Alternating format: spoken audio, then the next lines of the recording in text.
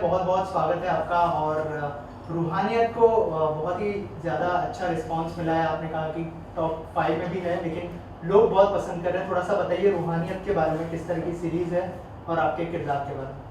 Yes, रूहानियत as an actor मेरा पहला show है जो MX प्लेयर पे है और इस वक्त टॉप 5 शोज़ में वो ट्रेंड कर रहा है। तो डेफिनेटली लोग प्यार कर रहे हैं शो को और मैं तो डेफिनेटली एक्साइटेड हूँ बिकॉज एन एक्टर आपको अगर एक ऐसा शो करने को मिल रहा है जिसको इतना प्यार मिल रहा है तो नथिंग लाइक इट। जहाँ तक शो का सवाल है, शो जो है it's a love story come thriller. एक बंदा जो किसी ट्रॉमा से गुजर रहा है और मेंटली स्टेबल नहीं है बट प्यार ढूंढ रहा है लाइफ में, और उसको क्या प्रॉब्लम्स आ रही हैं उसमें। तो ये जो कैरेक्टर है ये अर्जुन बिजलानी प्ले कर रहे हैं और मैं उनकी फ्रेंड हूँ, फिलोसोफर हूँ, गाइड हूँ, उनकी साइकेट्रिस्ट हूँ जो उनकी दोस्त भी है। और मेरा कैरेक्टर एक ऐसा है जो बहुत सब्सटैंशियल है बिकॉज सीज़न वाइज सीज़न मैं कंटिन्यूसली शो में हूँ और मेरा कंप्लीट काम जो भी है वो सिर्फ और सिर्फ अर्जुन के साथ में है। क्योंकि वो किसी से ओपन अप नहीं होते शो में, उनके एक ट्रॉमा है, तो I am the only one जिनसे वो डिस्कस करते हैं अपने डीपेस्ट थॉट्स, डीपेस्ट फियर्स, और वो रास्ता जब भटकते हैं तो आते हैं एक एडवाइस लेने के लिए।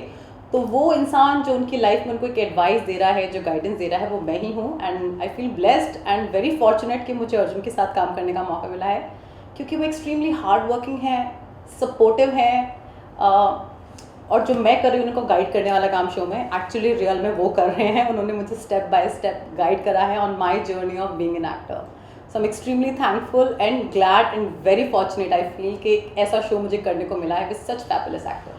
राइट। और आज तक में आपने 10 साल काम किया है, अब जो है एज एन एक्टर आप सबके सामने आ रही है। आज तक में काम करने के बाद भी आपने 7 साल का समय लिया, 7-8 साल का, तो उस गैप के बारे में बताइए कि आज तक के बाद आपने इतना बड़ा गैप और अब एक्टिंग की तरफ, तो ये करियर के बारे में अगर थोड़ा सा हमारी ऑडियंस को बताया। यस, आई थिंक मेरी ज़िंदगी की 1/3 लाइफ मैंने आज तक के साथ निकाल ली है जो एक बहुत बड़ा टाइम होता है। लेकिन eight the same time I think बहुत फॉर्चुनेट रही हूँ क्योंकि बहुत अच्छा टाइम मैंने स्पेंड किया है कितने अच्छे न्यूज़ चैनल में। मैं एक एंटरटेनमेंट जर्नलिस्ट थी, न्यूज़ एंकर थी उनके साथ में, और मेरा अपना शो था वहाँ पर सास बहू बेटी है जिसके साथ मेरा 7 साल का एसोसिएशन था। It was like a baby to me. उस शो को मैंने लॉन्च किया है, वो मेरे साथ बड़ा हुआ है, मैं उस शो के साथ बड़ी हुई हूँ। छोड़ना मेरा एक कॉन्शियस डिसीजन था बिकॉज लाइफ में कुछ और भी चीज़ें थी जो मुझे करनी थी, तो उस वक्त ब्रेक लेना पड़ा। But I was not happy about that break because I think I love camera, as simple as that मैं बोल दूँ। लेकिन कुछ और उस वक्त कॉम्प्लिकेशंस थे जिसकी वजह से मुझे छोड़ना पड़ा और ब्रेक बहुत लंबा हुआ। लेकिन आई थिंक ये ब्रेक मेरे लिए बहुत पॉजिटिव रहा क्योंकि इस ब्रेक में मैं सोच पाई कि मुझे करना क्या है। जब मैंने वापस आने की सोची तो मैंने सोचा कि वापस न्यूज़ चैनल में जाऊँ, आज तक अप्रोच करूँ या कुछ और करूँ। तो at the same time I realised कि OTT प्लेटफॉर्म बहुत बड़ा हो गया है, so there is a scope जहाँ आप कुछ कर सकते हैं। आपको एक मौका तो एटलीस्ट मिल ही सकता है, और अगर आप में वो कैलिबर है और आप करना चाहते हैं तो वाई नॉट। जो ब्रेक मैंने लिया ना, आई थिंक ये ब्रेक मेरे लिए बहुत पॉजिटिव साबित हुआ है क्योंकि मैं एक शांत दिमाग के साथ सोच पाई हूँ कि मुझे एक्चुअली करना क्या है। आई वॉज वेरी श्योर कि मुझे वापसी करनी है, मुझे अभी और नहीं बैठना है, जो मेरी ड्यूटीज से वो फुलफिल हो चुकी हैं, अब मुझे वापस आना है। लेकिन मैं न्यूज़ चैनल के थ्रू ही वापस आऊँ ऑन कैमरा या कुछ और करूँ। सो आई थिंक आई न्यू मुझ में एक वो ड्रामा और नौटंकी शुरू से था जो आई थिंक आज तक नहीं डिस्कवर किया था, और मुझे सास बहू बेटियां जैसा शो दिया था जो इतने सालों से टॉप शो है आज तक का। तो मेरा एसोसिएशन उस पर बहुत अमेजिंग रहा है, लोगों ने इतना प्यार दिया है, तो मैं उसी एक्सपेक्टेशन के साथ लौटी हूँ कि शायद अब जब मैं नई शुरुआत करूँगी तो मेरे उस ड्रामा को, मेरे उस नौटंकी को, माई पैशन फॉर एक्टिंग जो है उसको वही प्यार मिल पाए। अब तो एक मैकेनिकल लाइफ से निकल के आई थिंक मैं सोच पाई हूँ, तो break has been very fulfilling. कीड़ा कब काटा था आपको? ये कीड़ा तभी काटा था, तभी काटा था या कब बाद में? देखिए, कीड़ा कब काटता है वो पता नहीं चलता है, वो दूसरों को समझ में आता है कि हाँ ये कीड़ा है, क्योंकि कई बार हम खुद नहीं रियलाइज कर पाते। I was very uptight as journalist, मुझे लगता था मैं सीरियस हूँ मेरे काम को लेकर, मैं बहुत पैशनेट हूँ, मास कॉम की स्टूडेंट हूँ, मैं तो यहाँ पर चेंज करने के लिए आई हूँ, जर्नलिस्ट बनूंगी। लेकिन मैं जी न्यूज़ के साथ जब काम कर रही थी मुझे तभी आज तक से ऑफर आया था ज्वाइन करने का, और because they were in the pipeline to launch this show Saas Bahu बेटियां, तब तक आया नहीं था। तो एक मैं फिल्म रिपोर्टर थी, बॉलीवुड रिपोर्टर थी हार्डकोर, और मुझे बोला गया कि एक टीवी शो हम लॉन्च कर रहे हैं जिसमें टीवी बेस्ड न्यूज़ होगी, तो आप करोगे क्या? तो इनिशियली थोड़ा मेरे को लगा कि यार अच्छा खासा मेरा शो चल रहा है, शाहरुख खान, अमिताभ बच्चन, इन सब से मिलती हूँ, बड़े बड़े स्टार्स हैं, टीवी न्यूज़ क्यों कवर करूँ। तो मुझे बोला गया कि बेसिकली एक नए ट्रेंड सेट कर रहे हैं जहाँ में थोड़ा ड्रामा चाहिए on news channel, and TV because is all about drama. तो मैं नाम नहीं लूँगी उनका, लेकिन उस वक्त आज तक में थे, एंटरटेनमेंट हेड थे, उन्होंने बोला तुमको समझ नहीं आता लेकिन तुम ना थोड़ी नौटंकी हो, तुम्हारे अंदर एक ड्रामा है, तुम्हें देखते हैं तो वो शोले की बसंती याद आती है, गिव इट अ ट्राई, नहीं अच्छा लगेगा तो there is always a way to go back, वापस बॉलीवुड में चली जाना, but give it a try. तो आई थिंक उसके बाद ना किसी ने वापसी करने को बोला और ना ही मेरे कभी दिमाग में ख्याल आया, क्योंकि तब मुझे भी लगा कि हाँ मेरे अंदर शायद एक ड्रामा है, एक नौटंकी है जो कैमरा पे अच्छी निकलती है, तो वाई नॉट। क्योंकि कई बार ऐसा तो हमें नहीं पता है हमारे अंदर क्या टैलेंट है और दूसरे लोग पहचान लेते हैं, तो आई बीन वेरी लकी। और रूहानियत के बारे में जब अप्रोच किया गया तो क्या रिएक्शन था आपका कि क्यों लेना चाहिए रूहानियत? सी रूहानियत भी एक ऐसा माइलस्टोन है जो मैं कहूँगी थैंक गॉड मेरे को मिला, बिकॉज इससे मुझे कॉन्फिडेंस आया कि अगर मुझे सामने से भी कोई ऑफ़र आ रहा है तो इसका मतलब है कहीं ना कहीं एक कैपेबिलिटी है, शायद मैं कर सकती हूँ। अब वो प्रूफ तभी होगी जब मैं स्क्रीन पे आऊँगी, तो एक चांस तो देना बनता ही है एक्टिंग को।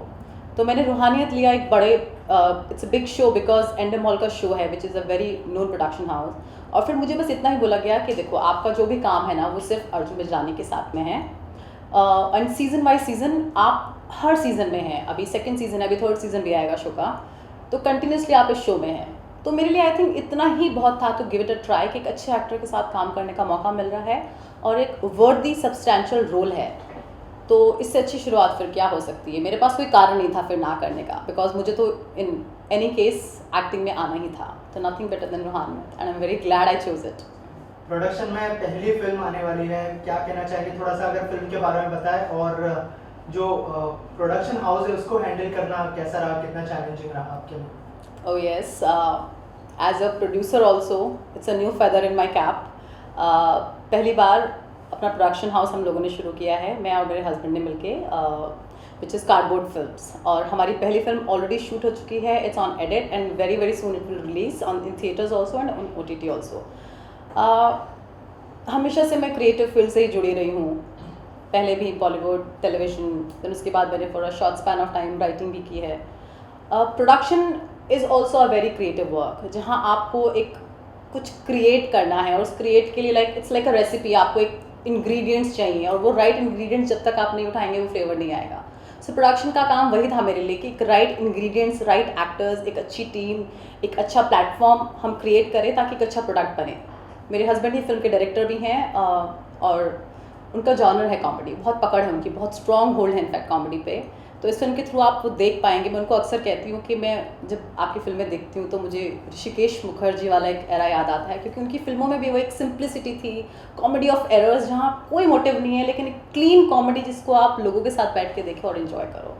सो आई थिंक ये पूरा जो क्रिएट करना था ना, ये चैलेंजिंग था, क्योंकि आज की डेट में ऐसे एक्टर्स जो अच्छी कॉमेडी करें, हमारे बजट में करें, जो OTT और थिएटर दोनों प्लेटफॉर्म्स को सूट करें, बहुत मुश्किल होता है कॉम्बिनेशन क्रिएट करना। और ये मैंने प्रोडक्शन में आने के बाद ही सीखा है कि कोई प्रोजेक्ट अच्छा बुरा नहीं होता है, वो अच्छा है बुरा बनाया जाता है। So that is been my journey. And lastly कोई अपकमिंग प्रोजेक्ट्स के बारे में बताना चाहे as an actor? Yes, as an actor अब मैं आ चुकी हूँ एंड वापस मुड़ने का मेरा कोई इरादा नहीं है। I am here to stay for sure, जिसके लिए डेफिनेटली थोड़ी और मेहनत लगेगी, and I am already in talks, बहुत लोगों से मैं मिल रही हूँ, I am meeting a lot of casting directors, कुछ ऑफर्स भी हैं सामने से जिनको आई थिंक मुझे बहुत संभल के भी चूज़ करना पड़ेगा, क्योंकि OTT एक बहुत बहुत बड़ा एक समंदर है जिसमें अपनी जगह चुन पाना और मुझे कौन सी मछली बन के रहना है वो डिसाइड करना पड़ेगा। सो आई थिंक थोड़ा टीडियस है, थोड़ा टाइम टेकिंग है, but very soon I will announce कि अब मैं नेक्स्ट क्या कर रही हूँ as an actor. Thank you so much and all the best. Thank you.